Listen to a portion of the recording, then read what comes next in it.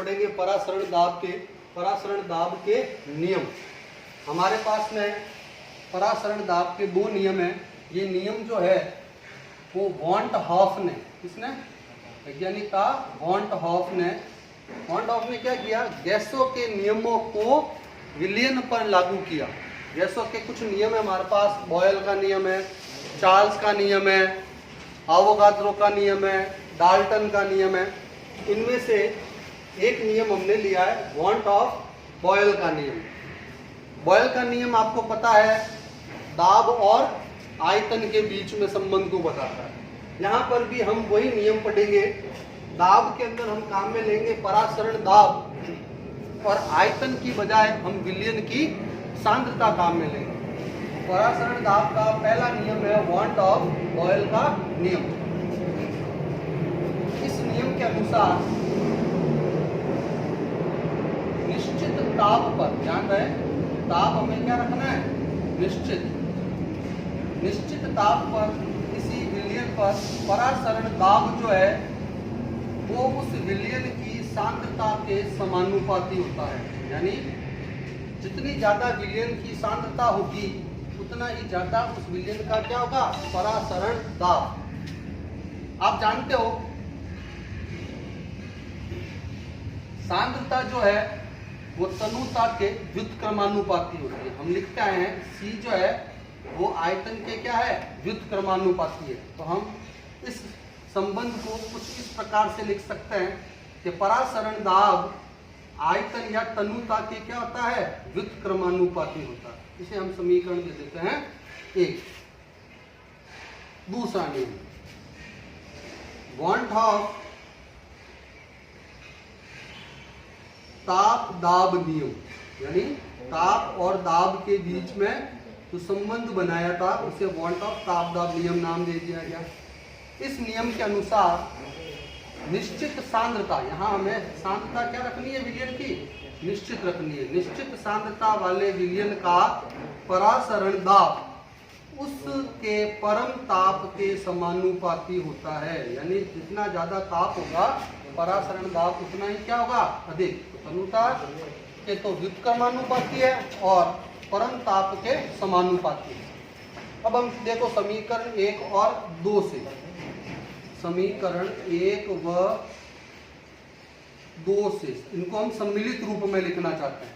तो दोनों तरफ देखो परासरण दाब है, परासरण दाब यहाँ ऊपर T और यहाँ नीचे भी एक साथ कह सकते हैं। परासरण दाब ताप के समानुपाती और तनुता के क्या है, व्युत्क्रमानुपाती। यहाँ हम समानुपाती का चिन्ह हटा देते हैं और एक नियतांक काम में लेते हैं, पाई बराबर S इंटू टी बटा V। जहां देखो समानुपाती चिन्ह हटाया है उसकी जगह क्या लिखा है, S। S जो है वो एक नियतांक है जिसे हम विलयन स्थिरांक, सॉल्यूशन कांस्टेंट, इसलिए S सिंबल दिया, विलयन स्थिरांक कहते हैं। V को उधर भेज दो जरा, तो पाई इंटू V बराबर क्या हो जाएगा, ST। ये है हमारे विलयन में जब विलय की संख्या कितनी हो, 1 मोल।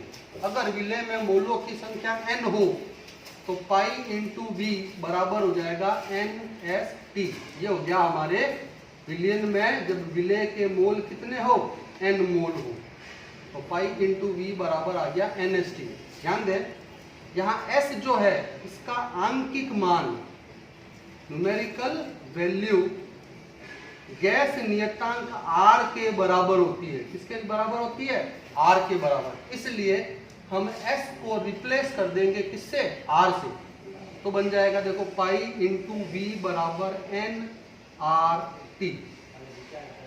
बिल्कुल देखो आपने आदर्श गैस समीकरण पढ़ा होगा जहां आपने लिखा था PV is equal to NRT, कुछ उसी प्रारूप में है।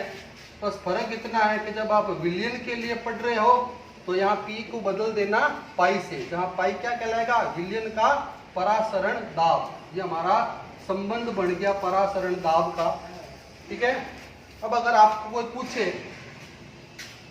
कि विलेय के अणुभार व परासरण दाब में संबंध बनाइए या संबंध बताइए, तो परासरण दाब और अणुभार में संबंध बना देते हैं। बड़ा आसान सा है। देखो इस समीकरण, ये हमारे पास में है ही है। अब इस समीकरण में पहले आप लिख दो कि पाई इंटू वी बराबर NRT, ये हम जानते हैं। N क्या है यहाँ पर? विलेय के मोल हैं। N क्या है? विलेय के मोल। तो विलेय के मोलों को आप किससे रिप्रेजेंट करते हो भैया? विलेय की मात्रा बटा उसका अणुभार, तो WB बटा MB। इस समीकरण में हम N की जगह क्या लिख देंगे? ये WB बटा MB। देखो जरा क्या हो जाएगा? पाई इंटू V बराबर WB बटा MB इंटू हो गया RT। MB को भेज दो उधर, तो MB बराबर WB बटा पाई इंटू V और ये आ गया RT। ये संबंध हो गया जहां MB जो है वो विलेय का क्या है? अणुभार, पाई परासरण दाब, V आयतन, R गैस नियतांक, T परम ताप और WB विलेय पदार्थ की मात्रा है। एक और ध्यान दें, देखो समीकरण 3 से एक संबंध और बना रहे हैं। समीकरण 3 से क्या था हमारा? समीकरण 3 पाई इंटू वी बराबर था NRT। यूं लिख रहा हूं मैं इसको, पाई बराबर N बटा V इंटू RT। यहाँ गौर करें, देखो N बटा V, N अभी हमने बात की, N क्या था? मोल, और V क्या था? आयतन। तो प्रति एकांक आयतन में मोल को हम क्या कहते हैं भैया? N बटा V को क्या कह सकते हैं? सांद्रता कह सकते हैं। मोलरता होती है वैसे, तो हम इसको भी सांद्रता कह देते हैं, और सांद्रता को लिख रहा हूं C से। तो N बटा V इज इक्वल टू हो जाएगा C। तो संबंध क्या जाएगा? पाई बराबर CRT, जहां C जो है, ध्यान दें, C जो है वो विलयन की क्या है? सांद्रता है। ये हमारा संबंध। तो दो संबंध आए हमारे पास। एक तो था पाई इंटू बी बराबर NRT, इसी को हमने एक नए रूप में लिखा जहां पाई इज इक्वल टू क्या है? CRT। CRT विलयन की, C क्या है? सांद्रता है। अगर आपको विलेय के अणुभार और परासरण दाब के बीच में संबंध पड़े तो इसी समीकरण में N की जगह आप WB बटा MB लिख दें और थोड़े से समीकरण को व्यवस्थित कर दो। MB बराबर आ जाएगा WB बटा पाई इंटू V और यह आ गया इंटू RT। ओके।